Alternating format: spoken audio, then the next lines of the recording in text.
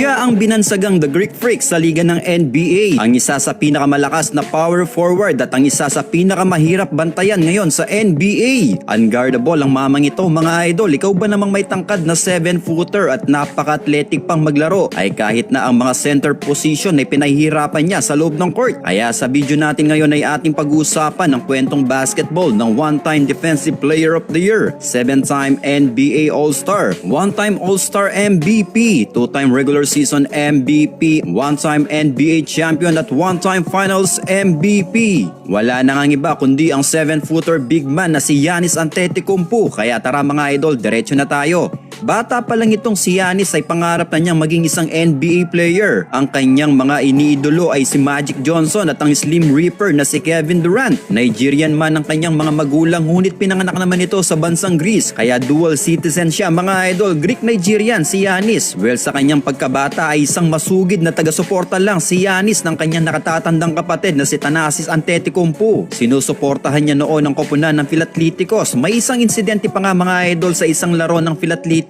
ay nagpunas pa ng sahig itong si Giannis. May 4 na kapatid na lalaki itong si Giannis at siya ang nasa gitna sa kanilang magkakapatid. Siya ang pinakamatangkad sa kanila na may listed height na ngayon sa NBA na 7-footer. 2011 nang siya naman na naglaro sa koponan ng Philatleticos. Isang season lang siya naglaro sa koponan na ito mga idol dahil next season 2012-2013 nang pumirma siya ng 4-year deal sa isang Spanish club sa koponan ng CAI Zaragoza na kung saan sa kanyang 26 games played sa koponan ay nag-average siya ng 9.5 points, 5 rebounds and 1 blocks per game. Ngunit after ng isang season ay nag-buyout itong si Giannis sa kanyang kontrata at nakipagsapalaran na nga ito sa NBA draft. Hindi naman siya nabigo mga idol dahil ito na pala ang simula ng pag-abot ng kanyang pangarap na maging isang NBA player. Dahil 2013 NBA draft sa edad niyang 18 years old nang mapabilang si Giannis sa round 1 bilang 15th overall pick. Siya ay may listed height pa lang noon na 6'9" at siya nga ay pinili ng koponan ng Milwaukee Bucks. Well, sa kanyang rookie season dahil sa patpatin pa noon si Giannis ay mababa pa ang kanyang output na nag-average siya noon ng 6.8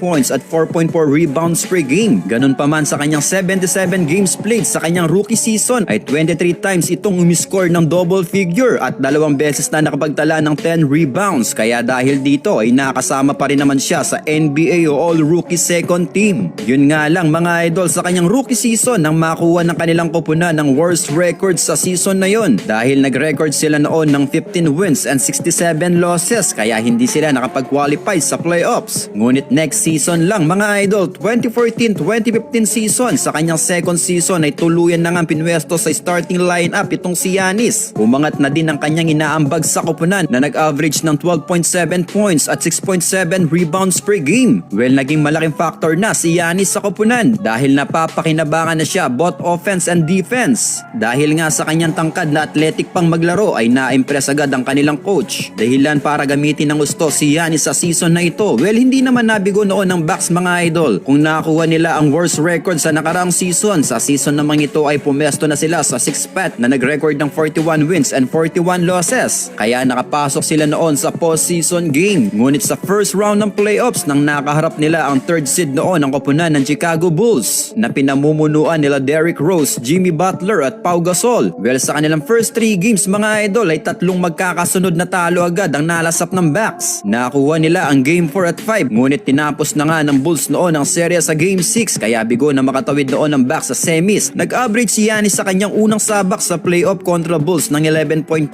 points and 7 rebounds per game. Not bad mga idol para sa sophomore player na si Giannis. Well, talon tayo sa 2016-2017 season na kung saan ito na ang simula ng pagiging superstar caliber nitong si Greek Freak Giannis Antetokounmpo. Well, kung sa kanyang pagpasok siya ay isang patpatin at medyo malambot pa, sa season ito ay makikita na natin ang maskuladong Giannis Antetokounmpo at may listed height na 7-footer. Biglang angat ng stats niya mga idol, nag-average siya sa season ito ng 22.9 points at 8.8 rebounds per game. Kaya walang duda na siya ang natanghal nga noon bilang 2017 NBA Most Improved Player. At sa season ding ito nang makasama na siya sa All-Star Game. Well, sa season ito nang makuha nilang muli ang 6th spot sa East kaya muli nga silang nakapasok sa playoffs. Ngunit wala pang swerte si Giannis at ang Bucks sa playoffs mga idol dahil sa first round versus Toronto Raptors ay muli silang nalaglag na umabot lang sa Game 6. Same scenario naman ang nangyari sa sumunod na season mga idol 2017-2018 season sa kabila ng kanyang pang MVP performance na nag-average ng 26.9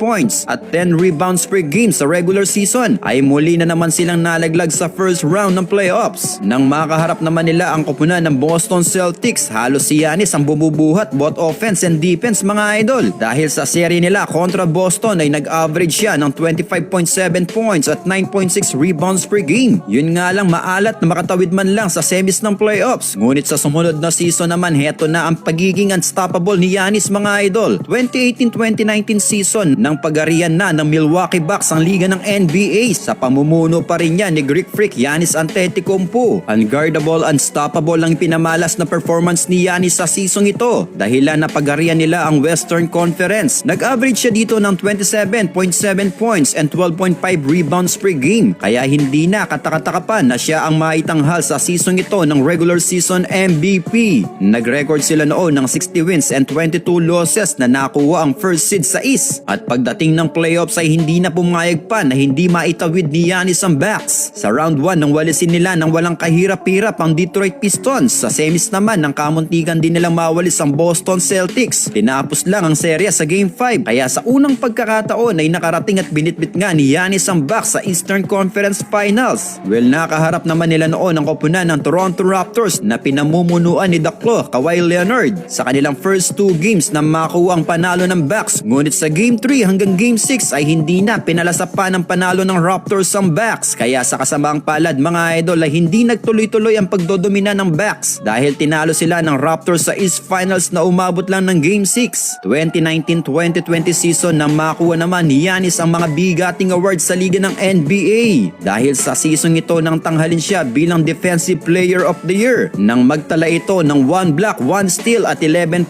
defensive rebounds per game. Hindi lang yan mga idol dahil sa kanyang stats na 29.5 points per game at 13.6 rebounds per game ay siya ulit ang itinanghal bilang regular season MVP. Muli din nilang pinagarian ng Western Conference nang magtala sila ng 56 wins and 17 losses. Ito yung bubble season mga idol kaya bawas ang laro. Yun nga lang mga idol sa kabila ng kanilang pagdodomina ay tinalo naman sila noon ng koponan ng Miami Heat sa semis ng playoffs na umabot lang ng Game 5 kaya masasabi natin na isa nga ito sa disappointing season ni Giannis dahil sa kabila ng kanyang magandang performance sa liga ay bigo pa rin itong makatuntong sa finals at makasungkit ng kampyonato pero next season lang mga idol 2020-2021 season ay ito na ang pinakahihintay na pagkakataon ni Giannis dahil sa season ito nang pamunuan niya muli ang koponan ng Bucks sa likod niya ng kanyang 28.1 points per game at 11 rebounds per game. Hindi niya nakuha noon ang MVP award dahil si Nikola Jokic ang siyang naitanghal noon na MVP. Hindi rin sila pumesto sa first seed dahil nasa third spot sila noon. Pero eto pala ang pagdodomina ni Giannis at ang Bucks. Sa first round ng bawian nila ang Miami Heat. Winalis lang nila ito ng walang kahirap-hirap. Sa semis naman ang tinaob lang ang Brooklyn Nets at sa Eastern Conference Finals nang pabagsakin nila ang Atlanta Hawks. Kaya sa wakas mga idol ay nabitbit ni Giannis ang koponan ng Bucks patungong NBA Finals. At sa 2021 NBA Finals nang makaharap nga nila ang koponan ng Phoenix Suns na pinamumunuan nila Ayton, Chris Paul at Devin Booker. Well, ang Phoenix Suns ang siyang naging dominanteng koponan sa season na yun pero hindi nagpadala dito ang Bucks dahil pinalaga nila ito. Sa first 2 games ng kanilang serye sa finals ay nakuha agad ang magkasunod na panalo ng Suns. Ngunit yun na pala ang kanila ding huling panalo dahil Game 3 nang maging unstoppable na itong si Giannis para pangunahan ng Bucks na nagtuloy-tuloy ang pagdodomina hanggang Game 6. 4 na magkakasunod na panalo ang sinagot ng Bucks mga idol kaya naman sa unang pagkakataon ng kanyang karera ay sa wakas ay nakuha na rin ang pinapangarap na kampyonato ni Giannis Antetokounmpo dahil sila nga ang siyang tinanghal noon bilang 2021 NBA champion at siya din ang siyang tinanghal noon bilang Finals MVP.